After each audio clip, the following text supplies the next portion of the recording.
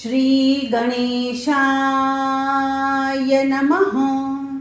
ત્રિશુળ ચેનલમાં તમારું સ્વાગત છે મિત્રો.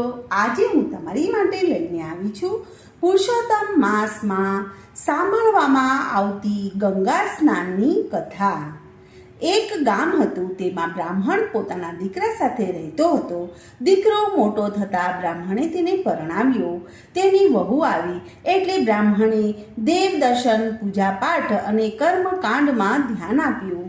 કર્મકાંડને કારણે બ્રાહ્મણ પાસે 2 પૈસાની મૂડી થઈ ગઈ હતી. તે જરૂરિયાતવાળા ખેડૂતોને પૈસા દેતો હતો.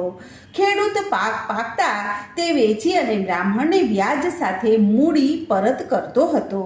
બ્રાહ્મણે એક દિવસ કર્મકાંડનું કાર્ય પતાવીને ઘેર આવ્યો ત્યારે દીકરાની વહુએ રસોઈ તૈયાર રાખી ન હતી. આથી બ્રાહ્મણે દીકરાની વહુને ઠપકો આપ્યો. વહુ જરા મિજાજવાળી હોવાથી તેણે તો કોઈને કહ્યા વગર જ પિયર ચાલતી પકડી. બ્રાહ્મણનો દીકરો ઘેર આવ્યો એટલે પિતા પાસેથી બધી વિગત જાણવા મળી. તેને પણ થયું કે ભલે ગઈ તેના પિયર 4-5 દિવસ રહી આવશે તો તેના મેળે જ અહીં આવી જશે. એમ કરતા પુરુષોત્તમ માસ નજીક આવ્યો. બ્રાહ્મણે તેના દીકરાને કહ્યું કે દીકરા, 2 દિવસ પછી પુરુષોત્તમ માસ ચાલુ થાય છે. હું દર વખતે પુરુષોત્તમ માસનું વ્રત કરું છું. તારી માં હતી એટલે મને કોઈ જાતનો વાંધો આવતો ન હતો. હવે તારી માં નથી એટલે આ વખતે મારે વ્રત હશે અને નદીએ કથા વાર્તા કહેવા માટે રોકાવું પડશે. કર્મકાંડનું કામ પણ ચાલુ રહેશે એટલે એકટાણું ભોજન બનાવવાની તકલીફ રહેશે. તું તારી પત્નીને તેના પિયરથી તેડી લાવ, જેથી તે ઘરનું કામ સંભાળશે તો હું શાંતિથી પુરુષોત્તમ માસનું વ્રત અને ભક્તિ કરી શકીશ. દીકરો તો તૈયાર થઈને સાસરે નીકળ્યો. રસ્તામાં એક ખેતર આવ્યું. ખેતરમાં સરસ મજાનો પાક થયો હતો. સરસ મજાના પાકને જોઈને તેનું દિલ ઠર્યું. તેની નજર ખેતરમાં ચરતી ગાય ઉપર પડી. તરત જ તેને યાદ આવ્યું કે આ ખેતર તો ધનજી પટેલનું છે. ધનજી પટેલને પોતાના પિતાએ પૈસા ધીર્યા હતા. આ વાતની તેને ખબર હતી. ગાયને ચરતી જોઈને તેને વિચાર આવ્યો કે આ કોઈ ભટકેલ ગાય પેસી ગઈ હશે. રોજ આવીને આ મહામૂલો પાક ચરી જતી હશે.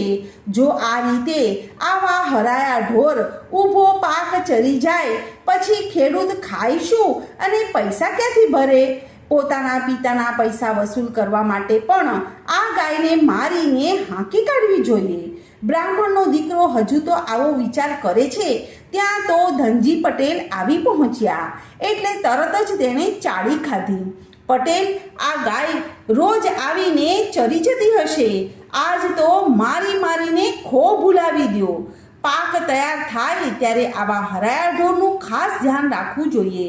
પાક વેડફાઈ જશે તો પૈસા કેવી રીતે બચશે? ધનજી પટેલના હાથમાં લાકડી હતી એટલે તેમણે તો ચરતી ગાયને ધબોધબ ઢીબવા માંડી. ગાય મારને કારણે મરણતોલ દશામાં બેસી પડી. તે હવે ઘડી 2 ઘડીની મહેમાન હતી. મરતા પહેલા ગાયને વાચા આવી અને તેણે બ્રાહ્મણના દીકરાને શ્રાપ આપ્યો કે હે બ્રાહ્મણ પુત્ર, તે મારી વિરુદ્ધ ખોટી ભંભેરણી કરીને મને ખેડૂત પાસે ઘણો માર ખવડાવ્યો છે અને તેના પરિણામે હું થોડીક જ વારમાં મરી જવાની છું. હવે તારા કર્મના ફળ રૂપે તું ગધેડાનો અવતાર ભોગવીશ. આ શ્રાપ સાંભળીને બ્રાહ્મણના દીકરાને પરસેવો વળી ગયો. એ તો ગભરાઈ ગયો. આ તો ગાય માતાનો શ્રાપ. તે તો કોઈ કાળે મિથ્યા ન થઈ શકે. તે તો ગાયના ચરણોમાં ઢળી પડ્યો અને કરગરવા લાગ્યો કે હે ગાય માતા, મારાથી અક્ષમ્ય અપરાધ થઈ ગયો છે. મને ક્ષમા કરો. મારા પાપની સજા ભોગવવા માટે હું તૈયાર છું. પણ આપ મને આ શ્રાપમાંથી ક્યારે અને કેવી રીતે મુક્ત થવાય એટલું મને કહેતા જાઓ. ગાય બોલી કે તું તારા સાસરે જઈશ ત્યાં તું ગધેડો બની જઈશ. હવે તારી વહુ તને ગધેડાના સ્વરૂપમાં અહીં લાવીને પુરુષોત્તમ માસની શરૂઆતથી માંડીને છેલ્લા દિવસ સુધી રોજ સવારના ગંગા નદીમાં સ્નાન કરાવે, પોતે સ્નાન કરે અને તને ખવડાવીને પછી એકટાણું કરે તો તેના પુણ્યના પ્રભાવે તું ગધેડામાંથી પાછો અસલ સ્વરૂપમાં આવી જઈશ. એટલું કહ્યા પછી ગાય તો મરી ગઈ. બ્રાહ્મણ પુત્ર તો ભાંગેલા પગે સાસરે ગયો. તેને ઢીલો જોઈને સાસરી પક્ષવાળા રાજી થઈ ગયા. તેઓએ માન્યું કે હવે કેવા ઢીલા થઈને તેડવા આવ્યા છે. ત્યારે બ્રાહ્મણ પુત્રએ ગાયના બનાવની બધી વાત પોતાની પત્નીને કરી. તેનો શ્રાપ અને શ્રાપમાંથી મુક્ત કેમ થવાય તેનો ઉકેલ બધું જણાવ્યા પછી તે તરત જ ગધેડો થઈ ગયો. વહુ ધર્મનિષ્ઠ હતી. તે ગધેડાને લઈને સાસરે આવી. પુરુષોત્તમ માસ શરૂ થતાં તે રોજ સવારે ગધેડાને લઈને ગંગા નદીમાં સ્નાન કરાવે. પછી પોતે પણ સ્નાન કરી અને વાર્તા સાંભળે. ગધેડાને ખવડાવીને ખાય. લોકો આ બધું જોઈને ઠઠ્ઠા મસ્કરી કરવા લાગ્યા. પણ વહુ તો એ ભલી અને એનું વ્રત ભલું. આવી રીતે રોજ વહુ ગધેડાને લઈને નદીએ જાય, તેને નવડાવે, પોતે નાહી લે. આ વાત ત્યાંના રાજાના કાને ગઈ. રાજાએ સિપાહીઓ મારફત ગધેડાને પકડીને મંગાવી લીધો.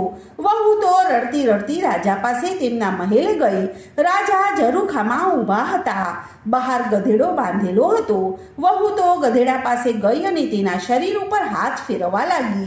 પછી રાજાને ઉદ્દેશીને કહ્યું કે મહારાજ, મારો ગધેડો મને પાછો આપો. તેને નવરાવી તેમજ ખવડાવીને પછી મારે જમવાનું નિયમ છે.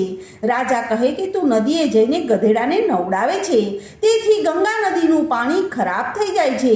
ગંગા નદીમાં બધા જ લોકો નહાય છે. આ પુરુષોત્તમ માસ છે, એટલે નહાનારની સંખ્યા અધિક છે. એમાં તું તારા ગધેડાને નવડાવે છે એ યોગ્ય નથી. વહુ બોલી કે મહારાજ, મારો ગધેડો સામાન્ય ગધેડો નથી, પણ દેવતાય ગધેડો છે. તેનું સાચું સ્વરૂપ તમારે જોવું હોય તો પુરુષોત્તમ માસ પૂરો થાય ત્યારે તમે મારા ઘેર આવજો. રાજાના દિલમાં દયા આવી. તેમણે ગધેડાને વહુને સોંપી દીધો. નિત્ય નિયમ મુજબ વહુએ ગધેડાને નવડાવી ખવડાવીને પુરુષોત્તમ માસ પૂરો કર્યો.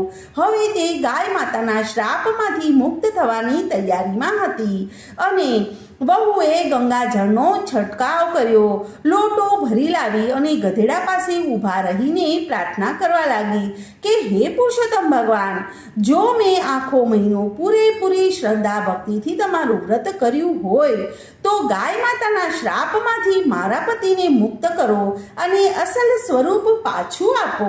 આટલું કહી તેને 3 વાર જળ તેના ઉપર છાંટ્યું, જેથી તેનો પતિ અસલ સ્વરૂપમાં આવી ગયો. બીજા દિવસે રાજા અને રાણી વહુને ઘેર ગયા. તેમણે આજુબાજુ નજર કરી તો વહુને કોઈ યુવાન સાથે વાતો કરતા ઊભા રહીને જોયું. તો વહુની નજર રાજા અને રાણી ઉપર પડતા તે તરત જ ઊભી થઈ ગઈ અને રાજા રાણી પાસે જઈ અને નમન કરવા લાગી અને પછી પોતાના પતિને પણ રાજા અને રાણીને નમન કરવા માટે કહ્યું. છેવટે વહુએ બધી વાત કરી. પુરુષોત્તમ માસના વ્રત અને સ્નાનનો આવો અલૌકિક મહિમા રાજા અને રાણીએ પણ આ જીવન પુરુષોત્તમ વ્રત રાખવાનો સંકલ્પ કર્યો. ગામ લોકોને પણ આ પ્રસંગ પછી પુરુષોત્તમ માસના વ્રત અંગે વધુ આસ્થા અને શ્રદ્ધા બેસી ગઈ. ગંગા જળ સમ જળ નહીં, જે પાપ બધાના ધોય. પતિતને પાવન કરે જે સ્નાન કરતા હોય. બોલો પુરુષોત્તમ ભગવાનની જય. તો મિત્રો, આજની આ કથાને હું અહીં વિરામ આપું છું. કાલે ફરીથી આવીશ એક નવી કથા અને વાર્તા લઈને. ત્યાં સુધી બધાને મારા જય શ્રી કૃષ્ણ. ધન્યવાદ.